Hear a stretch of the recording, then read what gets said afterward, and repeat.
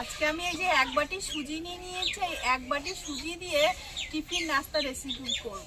এটাকে মিষ্টি মালপোয়াও বলতে পারেন। এই নাস্তা রেসিপির জন্য যে উপকরণগুলো নিয়ে নিয়েছি আমি, এক বাটি সুজি, এক বাটি ময়দা, দিয়ে দিচ্ছি এক বাটি চিনি।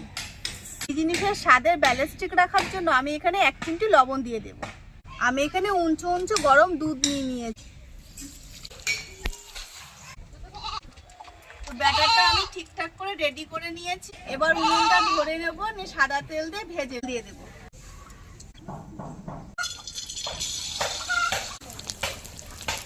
উল্টে দেব। একটা ভাজা হয়ে গেছে, এবার তুলে নিচ্ছি। এইভাবে লাল সাদা করে ভেজে নেব। প্রত্যেকটা একদম লুচির মতো। পিঠেগুলো কতটা নরম দেখুন বন্ধুরা, সফট একদম। দেখুন